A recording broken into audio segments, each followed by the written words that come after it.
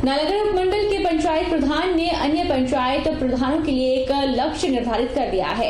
हम बात कर रहे हैं बगलेहड़ पंचायत के प्रधान पुनीत कौशल की, जिन्होंने 1 वर्ष के अंदर ही अपनी पंचायत में करीब 2 करोड़ 83 लाख रुपए के विकास कार्य पूर्ण करवा दिए हैं।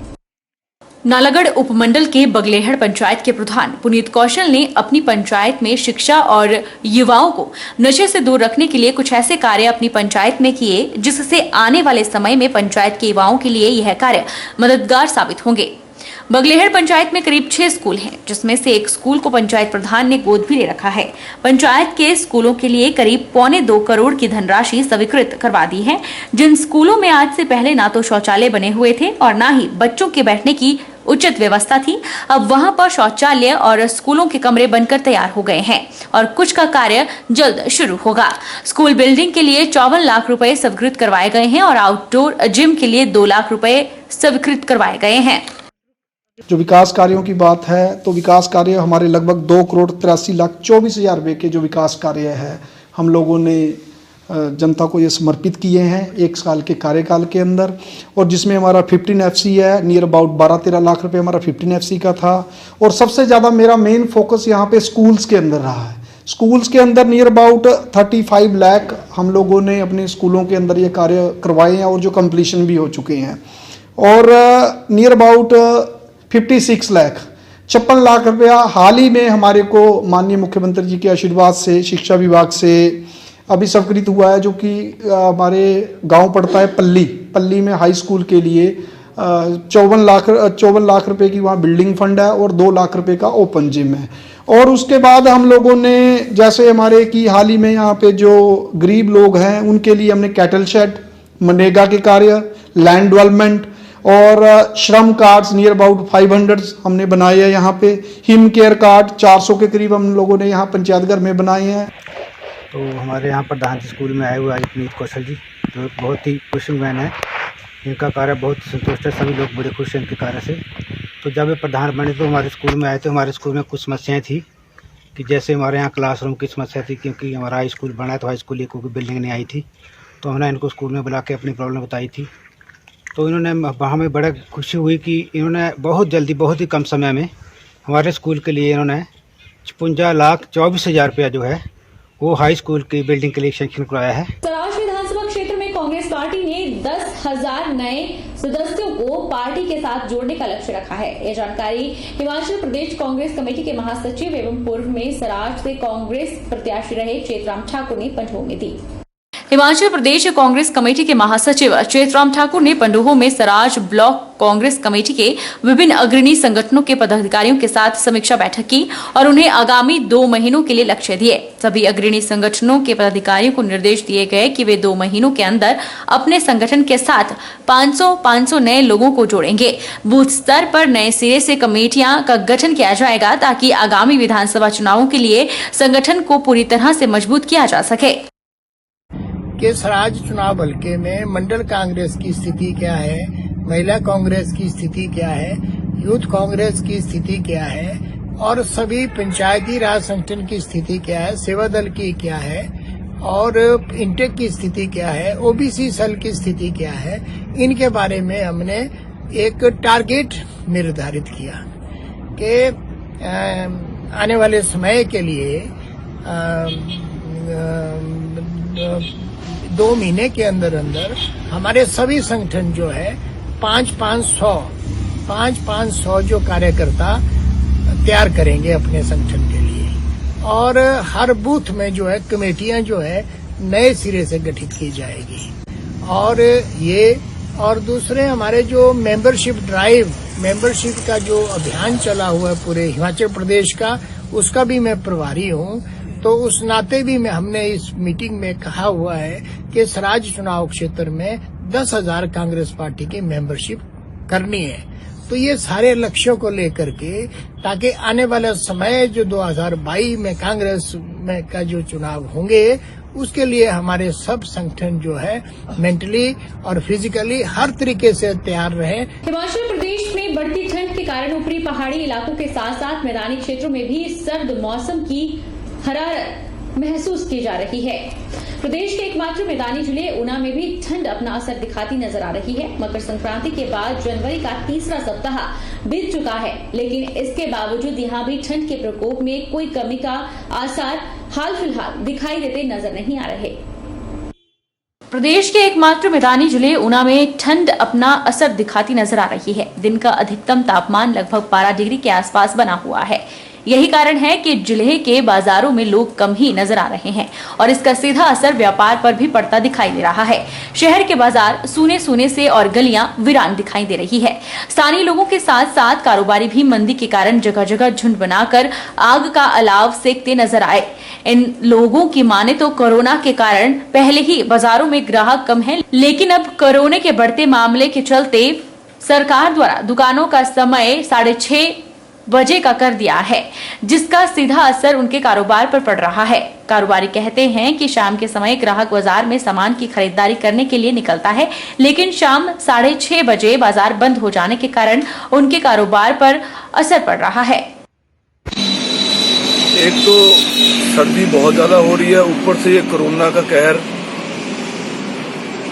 मार्केट में अब 6:30 बजे दुकानें बंद हो रही है, उस कारण ग्राहक भी कम आ रहे हैं मार्केट में।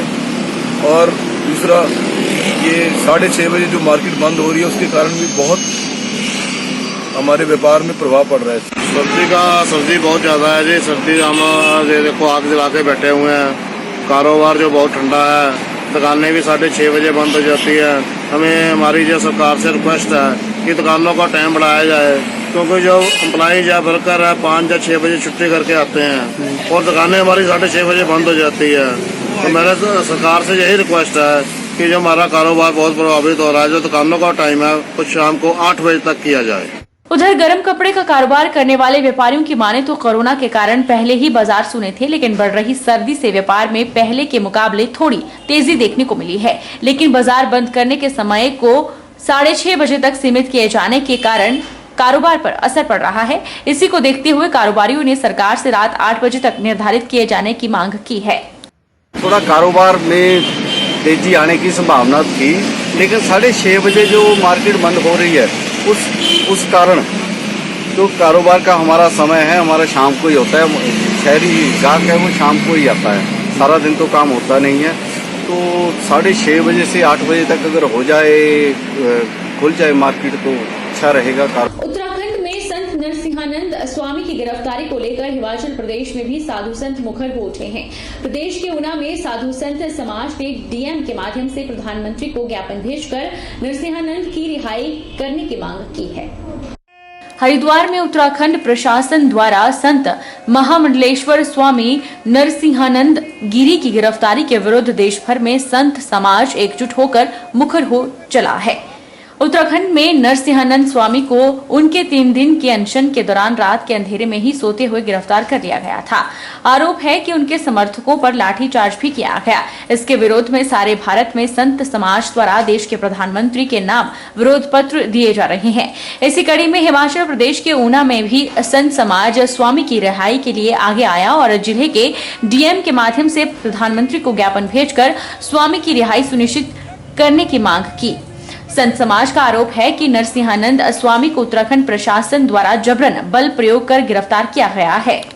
देखिए जी, हमारी जो मांग है, जो अभी उत्तराखंड सरकार ने हरिद्वार में हमारे संतों और जो हमारे राष्ट्रवादी हैं, जिन्होंने अभी सनातन पे विश्वास करके अपना धर्म परिवर्तन किया है, इस्लाम से सनातन में आए हैं, उनके ऊपर हो रहे अत्याचार, उनके ऊपर झूठे मुकदमे और झूठे मुकदमों के तहत उनको जेल में ठूसा जा रहा है। और इसके लिए जो अत्याचार हो रहे हैं उसके हम विरोध में अपने माननीय प्रधानमंत्री जी को ये मांग पत्र लिख रहे हैं कि आप ये कड़ा संज्ञान अपने निजी तौर पे संज्ञान लें और इससे हमारे संतों को न्याय दिलाएं।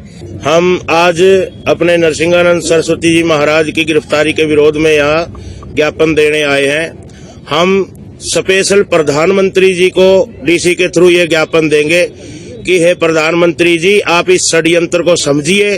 जो सनातन के खिलाफ आज षड्यंत्र चल रहा है, इसको आप निजी तौर पे लेके इसकी पूरी जांच पड़ताल करें। हम इसीलिए आज यहाँ पे आए हैं। मंडी जिला के उपमंडल जोगिंदर नगर में बढ़ते कोविड के मामलों पर सतर्कता बढ़ाने बढ़ाते हुए इस बार भी गणतंत्र दिवस पर होने वाले देशभक्ति के कार्यक्रम रद्द कर दिए गए हैं। ओमिक्रॉन के खतरे को देखते हुए कोविड प्रोटोकॉल के तहत उपमंडल स्तरीय गणतंत्र दिवस के अवसर पर पुराने मेला मैदान में मनाया जाएगा, जहां एसडीएम राष्ट्रीय ध्वज फहराएंगे। मंडी जिला के उपमंडल जोगिंद्रनगर में बुधवार को गणतंत्र दिवस समारोह के सफल आयोजन को लेकर विभिन्न विभागीय अधिकारियों के साथ बैठक आयोजित हुई, जिसकी अध्यक्षता करते हुए एसडीएम डॉक्टर विशाल शर्मा ने बताया कि उपमंडल स्तरीय गणतंत्र दिवस समारोह में राष्ट्रीय ध्वज फहराया जाएगा। पुलिस, होमगार्ड और एनसीसी की टुकड़ियों द्वारा सलामी दी जाएगी। उन्होंने कहा कि कोविड संक्रमण को देखते हुए गणतंत्र दिवस समारोह को पूरे कोविड प्रोटोकॉल के तहत मनाया जाएगा, जिसमें देशभक्ति के कार्यक्रम नहीं होंगे। एसडीएम ने कहा कि गणतंत्र दिवस हमारा राष्ट्रीय पर्व है, ऐसे में इस समारोह के सफल आयोजन के लिए सभी विभागीय अधिकारियों को सामूहिक भागीदारी एवं आपसी समन्वय के साथ कार्य करने के निर्देश दिए। गणतंत्र दिवस समारोह के सेलिब्रेशन को लेकर आज एक मीटिंग यहाँ पे एसडीएम ऑफिस में रखी गई थी। उसमें हमने विभिन्न विभागों को बुलाया था और हर वर्ष की तरह इस बार भी गणतंत्र दिवस जो है वो मेला ग्राउंड में ही मनाया जाएगा, लेकिन कोविड नियमों को ध्यान में रखते हुए कोविड प्रोटोकॉल के साथ मनाया जाएगा और इसमें एक लिमिटेड सा प्रोग्राम किया जाएगा, जिसमें लोग भी लगभग कोई 100-200 के करीब लोग बुलाए जाएंगे और छोटा सा एक सांस्कृतिक कार्यक्रम रखा जाएगा, 2000 किया जाएगा। सोलन जिला में कोरोना बड़ी तीव्र गति से अपने पांव पसार रहा है। बीते कल भी 500 के करीब नए मामले जिला सोलन में दर्ज किए गए। वहीं वर्तमान में 2133 सक्रिय मामले हैं। जिला सोलन में इस बार कोरोना से 3 लोगों की मौत हुई है। जिला सोलन में कोरोना से 3 लोगों की मौत हुई है। एसी-डीसी भानु गुप्ता ने लोगों से आग्रह किया है कि लोग 2 गज की दूरी और मास्क का प्रयोग करें और घबराएं नहीं। प्रशासन हर स्थिति पर पैनी नजर बनाए हुए है। उन्होंने बताया कि जिला सोलन में संक्रमण दर 22% से अधिक है। लोग बेवजह घरों से ना निकलें और कोरोना नियमों का पालन सुनिश्चित करें। उधर अतिरिक्त पुलिस अधीक्षक अशोक वर्मा ने बताया कि पुलिस सख्त है, बिना मास्क के चल रहे लोगों के चालान काटे जा रहे हैं। उन्होंने लोगों से सहयोग की अपील की है। जिला सोलन में अभी जो टोटल एक्टिव केस हैं हमारे वो 2133 हैं कोविड-19 के। अभी सभी को होम आइसोलेशन में ही रखा गया है, कोई इस तरह की घबराने की ज़रूरत नहीं है। हाँ, इसका ये ज़रूर है कि कंटेमिनेशन काफ़ी फास्ट हो रहा है, जिससे जो हमारे ये रेट भी इसमें बढ़ रहा है। तो अभी लगभग 20 से 22% हमारा पॉजिटिविटी रेट है। अगर हम कल के आंकड़ों की बात करें तो कल लगभग 461 हमारे जो है वो केसेस ज़िला सोलन में जो है कोविड के आए हैं। तो इसमें हेल्थ अथॉरिटीज़ पूरा ध्यान रख रही है, पूरी मॉनिटरिंग जो है लोगों की हो रही है ताकि किसी भी तरह की इनको हेल्थ प्रॉब्लम ना हो और ये रिकवरी भी इसमें जो है फास्ट हो रही है और जल्दी से जल्दी जो है रिकवर भी हो रहे हैं। तो लोगों से ये अपील है कि जितने भी गवर्नमेंट की डायरेक्शन है, जो भी जिला प्रशासन की डायरेक्शन है, चाहे वो सोशल डिस्टेंसिंग को लेकर के है या मास्क पहनने को लेकर के, उनको एडहियर करें। क्योंकि अगर आप अपने हाथों को बार बार धोते रहें, सैनिटाइज करते रहें, मास्क का प्रॉपर तरीके से उपयोग करें और सोशल डिस्टेंसिंग का पालन करें। तो कल का जो आंकड़ा था इसमें 2 डेथ्स हुई थी और 1 डेथ जो इसमें पहले हुई थी, तो 3 डेथ्स यहाँ सोलन में। और पुलिस ने इसमें पर जो है सब लोगों से, जिला सोलन पुलिस ने अपील की है कि लोग जो है एक तो मास्क का प्रयोग करें और जो भीड़ वाले स्थान है वहाँ पे ना जाएं और सोशल डिस्टेंसिंग का पालन करें। जो जिला सोलन पुलिस है, हमने सब जो थाना प्रभारी है उनको हिदायत दे रखी है कि जो भी बिना मास्क के व्यक्ति जो मिलते हैं उनका चालान करें। इस संदर्भ में हम डेली प्रत्येक दिन जो भी बिना मास्क के लोग मिल रहे हैं उनका हम चालान करें। मंडी जिला में भी कोरोना मामलों की बढ़ोतरी हो रही है। हालांकि बहुत से लोगों ने रिकवर भी कर लिया है। वहीं मंडी में 2 मामले ओमिक्रॉन के भी सामने आए हैं। ये 2 लोग सुंदरनगर से ताल्लुक रखते हैं और 26 दिसंबर को ऑस्ट्रेलिया से यहां पहुंचे थे, जिसके बाद इनके 4 जनवरी को कोरोना टेस्ट लिया गया और ये पॉजिटिव पाए गए। हालांकि ये लोग होम आइसोलेट थे और ये ओमिक्रॉन नेगेटिव हैं। देश में कोरोना के मामले लगातार बढ़ रहे हैं। मामलों की बढ़ती संख्या को देखते हुए सरकार ने भी कई तरह की पाबंदियां लगा दी है। कोरोना से हिमाचल प्रदेश भी अछूता नहीं है। वहीं अगर बात मंडी जिला की करें तो यहां भी कोरोना मामलों में इजाफा हो रहा है। सीएमओ मंडी देवेंद्र शर्मा ने कहा कि मंडी जिला में कोरोना के मामले बढ़ रहे हैं, लेकिन 165 लोग अब तक रिकवर भी हो चुके हैं और जिनमें लक्षण पाए जा रहे हैं वे हल्के लक्षण हैं। उन्हें होम आइसोलेट होने की सलाह दी जा रही है।